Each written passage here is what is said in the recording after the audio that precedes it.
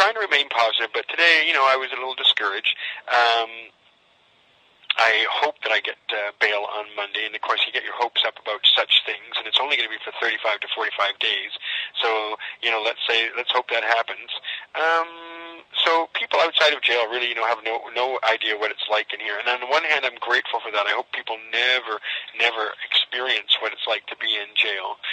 But I'm kind of worried because a lot of my close associates haven't really heard my blog on the Conservative Party, the one I wrote called Stephen Harper and the End of Days. I talk to them and go, well, I haven't had time for it. And yet, it's going to be really, really substantial if people don't take action on this Conservative government. Now, on the same time, I'm asking people to appeal to the Justice Minister, who's a Conservative member of Parliament, and urge him not to extradite me. But at the same time, we have to become much more politically aware. And a little bright spot is that the Vancouver Sun today published my letter to the editor about school choice for parents, and it was signed Mark Emery, leader, BC Marijuana Party, North Fraser pretrial, Port Coquitlam. So at least it reminds people, yes, I'm still busy, defending the rights and privileges of the voters and the citizens, and I like the voters and readers in BC know I'm very much interested in the philosophy of freedom, particularly matters not related to cannabis and prohibition, and that I'm still active and sentient and still here in Canada, because a lot of people, I think I'm long gone, and I'm hoping that when they see that letter in the paper, they know I'm still working on their behalf. Tomorrow is Saturday, and I'm locked up for 20 hours each day on weekends, and I have read all the books in my possession. I'm looking forward to get some new ones. I've been voraciously devouring them. This week I read the comics of the family Crumb, Robert Crumb and all his siblings and their artwork, and I always find Robert Crumb fascinating, so I've really enjoyed reading a whole pile of him. And I finished off, I've been rereading I Have a Dream writings and speeches of Martin Luther King Jr. because his eloquence and brilliant thoughts keep me from kind of getting sad in these challenging times behind bars. I've already read it once, and now I'm going through it again. And I think I can always reread him 2 or 3 or 4 or 5 times. I read this book, actually, and other books on Martin Luther King when I was in jail for 3 months at Saskatoon Correctional in 2004 for passing that one joint. I'm also writing a piece on Remembrance Day that I'll have ready by Monday for my next podcast, so stay tuned for that. And again, I want everybody to listen to that one podcast I did on the Conservative Party government of Stephen Harper. It's the best thing I've written in a long time, and it's essential if Canadians want to understand the threat facing all of us who believe in a tolerant, fiscally sound nation of liberty and accountability. If the Canadian cannabis culture has no stomach for political truth and awareness, our ability to survive the next few years outside of jail is greatly in peril. Since I wrote the podcast, Stephen Harper and the End of Days, I've read a great book on Stephen Harper and the takeover of the Canadian government by evangelicals and intolerant forces. It's called Sheeple, Sheeple,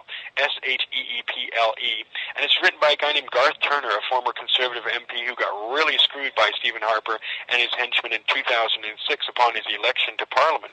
Turner was a blogger who believed he was elected to represent the people who elected him, and boy was he wrong.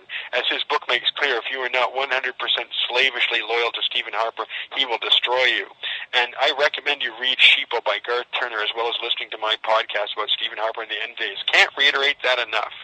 Now that's all for now. Looking forward to continuing to receive letters. Even if I get out on bail, I'm going to collect all those letters, and I will write everybody back who writes me a quality letter, especially people who talk to me about their activism or what they're doing in their life and how how things are in their state or their province.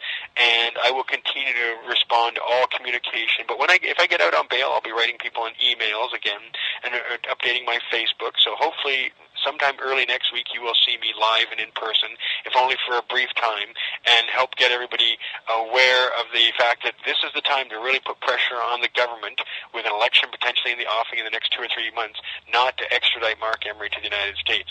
And this weekend, I'm talking on a Friday, hopefully this will show up later on Friday or Saturday, there are dozens of people going to their members of parliaments, constituency office with signs and making appointments to talk to them about not extraditing me, and for that matter, talking, I hope, about these other crime bills that will greatly increase the number of people in prisons. The Tory, Rob Nicholson recently wrote a National Post editorial called The Tory Vision to Save Canada. And, he said now we've ended double credit for time served before trials. We've got stiffer terms. We've abolishing parole. We've ended the revolving door. And the reality is they don't prevent crime. They involve solely an increase in punishment. So it's kind of like a gloomy, dark vision that Rob Nicholson has, making us live in fear, even though crime at all levels has gone down over 30 years, and the only crime that goes up is drug crime, which is a direct result of government prohibition. The government literally manufactures crime, manufactures gangsters, and then asks us to vote for the very same policies and politicians that gave us all that so-called drug crime and all those gangsters. So I think it's really important that you listen to Stephen Harper and The End of Days, or rather The End of Canada as we know it, as one of my previous podcasts, and continue writing me, and hopefully I'll be out on bail. But even if not, keep in touch, and I look forward to representing people and writing letters to the editor and my blog posts, and I'll try and keep busy and keep my head up.